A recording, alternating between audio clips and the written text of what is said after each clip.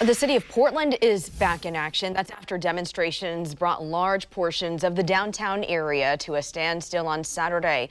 More than 1,000 demonstrators walked through the streets of downtown, even across the river at times. Overall, though, things remained relatively peaceful. Here's a look at the numbers tonight. 13 arrests, 6 people injured, according to police, and no major vandalism reported.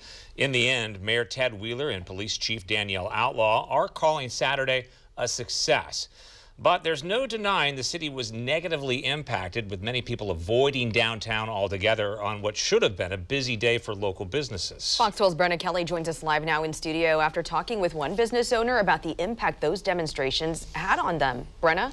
Well, Pete and Liz, many businesses felt the impact of these demonstrations, but there is one in particular, Kel's Irish Pub, which canceled a huge amateur boxing event Saturday and also shut down the restaurant for the first part of the day.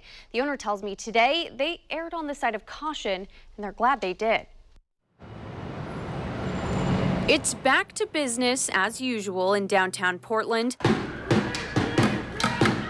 after dueling protests spilled into the streets.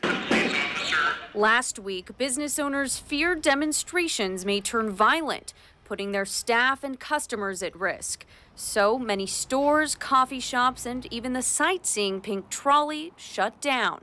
Its owner says it's the first time they've ever stopped running for a protest in the 9 years they've been around.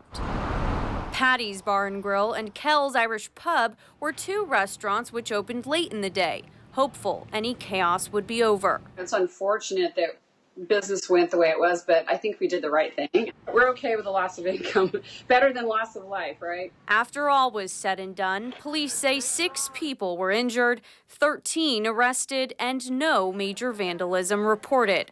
City leaders calling Saturday a success. The police chief and the mayor were allowed to do their job, and they did a great job. And as a consequence, nothing happened. Now, stores and restaurants closed Saturday are left trying to make up for hours of lost business. And in the case of Kel's, not only lost business, but a canceled amateur boxing event, one of their biggest of the year. It's huge. It's a large loss of income, and there were some refunds that had to be made, but there just wasn't any other choice in our minds. So if this goes on all the time, if we have events like this on a regular basis, it would be impossible really to do business in a meaningful way. Well, all of the business owners I've spoken to over the last week tell me it was a tough decision to close, especially on a Saturday in the summer. The owner of the Pink Trolley sightseeing tours say they operate seasonally, and shutting down Saturday meant they missed 8 departures.